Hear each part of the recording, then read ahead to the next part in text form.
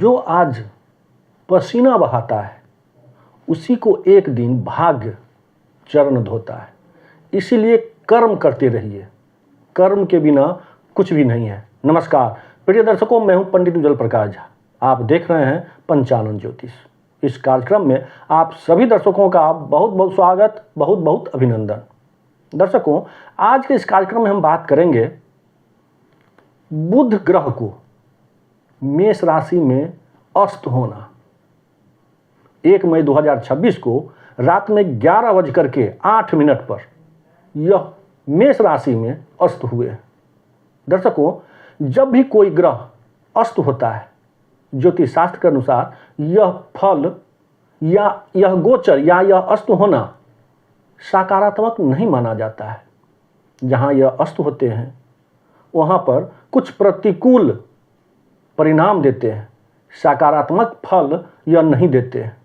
इसलिए ज्योतिष शास्त्र में अस्त को अच्छा नहीं माना जाता है, क्योंकि यह ग्रह अपने नैसर्गिक गुण को भूल करके और अपने प्रतिकूल स्वभाव जो होता है वह देना शुरू कर देते हैं।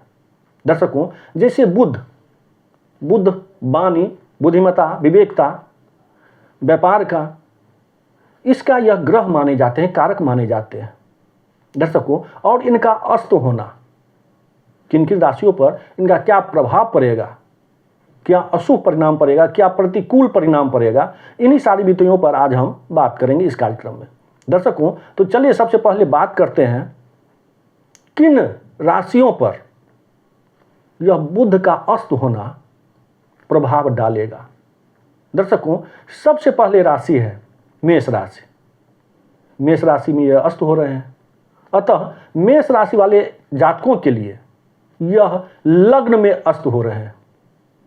बुध लग्न में अस्त हो रहे हैं, तो लग्न क्या होते हैं? स्वभाव के, व्यवहार के, रंग रूप के, कद काठी के, दर्शकों विवेक के, बुद्धिमत्ता के, स्वास्थ्य के। इसलिए मेष राशि वाले जातकों के लिए वैसे कोई भी ग्रह अस्त होते हैं तो यह प्रतिकूल परिणाम तो देते ही हैं। खास करके जब बुध देंगे तो क्या होगा? सबसे पहले आपके स्वभाव पर।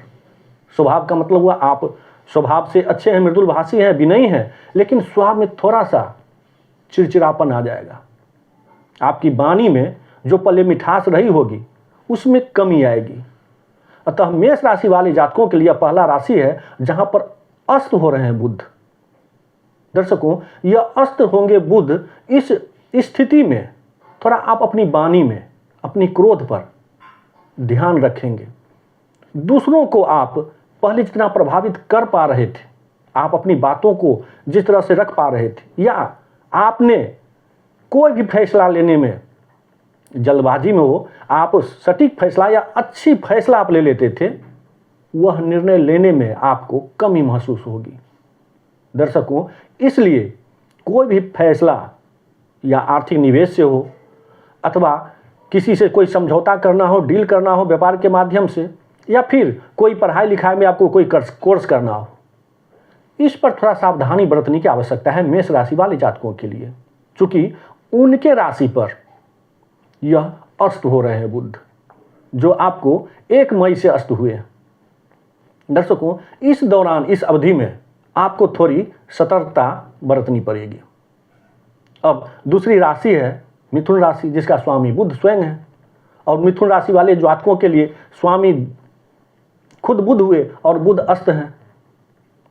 निर्णय लेने में, किसी के यहाँ कोई काम के पर्पस पे जाने पर उद्देश्य से थोड़ा आपकी हिचकिचाहट होगी। आप कहीं भी जाने से बचना कोशिश करेंगे, सही निर्णय नहीं ले लेंगे। थोड़ा सा आपकी वाणी में भी आपकी थोड़ी सी असर देखने को मिलेगा, प्रभावित होंगे आपको। दर्शकों, इसलिए मिथुन राशि वाले जातकों के लिए भी यह जो अस्त है बुध, यह थोड़ा सा प्रतिकूल असर देने वाले हैं। दर्शकों, यदि अभी आप कोई फैसला ले रहे हैं, अगर लेना ही जरूरी है, तो फिर आप अपने घर के कोई बड़े बुजुर्ग हों, बड़े जैसे माता पिता हुए, दादा हुए, इनकी सहमति से कोई जैसे बड़ा डील करना हो या कोई कोर्स करना हो या कहीं निवेश करना हो, तो उनकी सहमति से ही आप करें। यदि आपको ज़रूरत है आकस्मिक जरूरत पड़ गई है कि हमको ये डील करना है, ये काम करना है, ये निवेश करना है, तो आप उनकी सहमति से अथवा उनके विचार से ही आप यह करें तो आपको लाभकारी सिद्ध होगा। दर्शकों, अब वही तीसरी राशि है कन्या राशि। कन्या राशि के भी स्वामी बुध हुए और बुध अस्त हैं। आपको भी वही प्रभाव पड़ने वाला है जो मिथुन राशि और मेष राशि वाले जातकों के लिए हुआ है।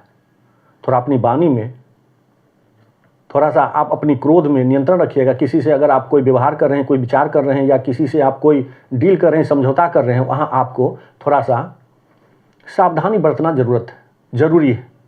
यदि आप इस तरह सावधानी नहीं बरतते हैं तो हो सकता है कि आपको थोड़ा परेशानी उठाना पड़ सके भविष्य में। इसलिए कोई भी काम, बड़े निवेश करना हो या कहीं व्यापार में वृद्धि करना हो या कहीं रोजगार बढ़ाना हो या कोई भी काम आप कर रहे हैं, तो उसमें थोड़ी सी आपको सावधान या सतर्क रहने की आवश्यकता है। दर्शकों, यह बुध का अस्त होना कन्या राशि वाले जातकों के लिए थोड़ा मानसिक उद्वेग, समाज में प्रतिष्ठा जो पहले से मिल आ रहा था उसमें थोड़ी कमी महसूस होगी, अथवा दाम्पत्य जीवन में तनाव भी आ सकता हो। इसलिए अपनी वाणी और क्रोध पर नियंत्रण अवश्य रखिएगा। आपका जो प्रमोशन के लिए आप जो काम कर चुके थे अथवा आवेदन लगा चुके थे, वहाँ भी आपके जो अधिकारी हैं वह हो सकता है कि वो आपके साथ षड्यंत्र करें या राजनीति का शिकार हो सकते हैं आप इस अवधि में। इसलिए आपको थोड़ा सा वहाँ सावधानी बरतना आपके लिए भी जरूरी रहेगा। दर्शकों, अब कुछ करना है कुछ उपाय कर लिया जाए। गणेश जी को मंत्र ओम गण गणपते मंत्र का उच्चारण कीजिए अथवा उनका दुर्वा चलाइए। बुधवार को हरा वस्त्र पहनिए या बुधवार को हरा वस्तु या अन्न जरूरतमंदों को दान कीजिए।